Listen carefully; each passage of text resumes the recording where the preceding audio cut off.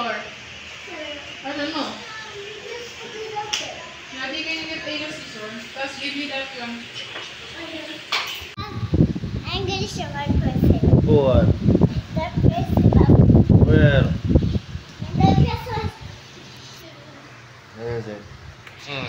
Here's my present. Oh, you gonna open it now? No. Okay, bring it back there muna. Okay. Bye guys. Hi. Eh. I want to open it now. Can I open it now? Please, I want to open it now.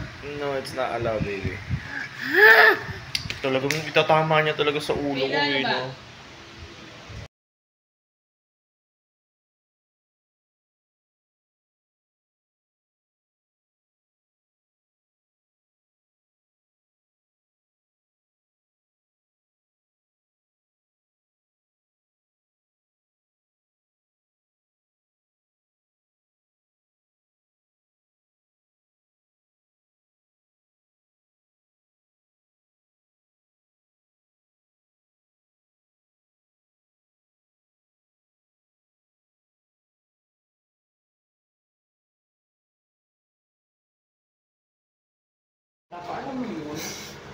Hindi, nak. Dito to yung si Santa Claus. Wala sa Biblia yun, anak. Wala. Pero naman nakakatawa siya kasi sabi niya, sinabihan ko siya. Sabi niya kasi ayaw niya daw ng toy niya, nung regalo niya kasi ano lang, maliit lang daw. Sabi ko, ano? Ay, gusto mo ba talaga yun? Oo, sabi niya. Sabi ko sa kanya, don't be like that, baby. Because other bata don't have toys. Good thing with toys, then someone's giving. Hindi mo sabi niya gano'n sa kanya. Okay, mommy, I'm sorry. I like this one, the small one. Kala mo, joke ko lang. Sinabi ko sa'yo kanina yun, ah. Pero natatawa ka lang.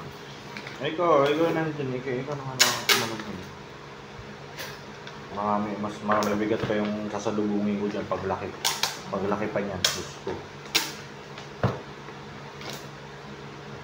Simula sa unang break up. What daw? Desisyon ka. Gagawin mo akong bad person. Sabihin mo lang, anak. Kaso, makikita mo ako behind bars. Hindi mo makakasama na si daddy for a long time. Magiging mahirap na tayo nun. Kailangan ko mag-PC nun. Kasi pag bubugoy-bugoy pa yung lalaki, balasubas pa, ano? Hindi man, isipin mo, yung sobrang kalala na, kabaligtaran na yung mga ibang Gen-Z na kasi, Iba na yung Gen-Z ngayon dati, kaya sabi ko sa'yo, kailangan mo talaga. Makikipaghapunan ako sa nanay mo talaga. Yan ang sabi ko sa'yo, selfie kami sa kama. Talagang, magkakaroon ka ng kapatid. Ang kulit mo, ha?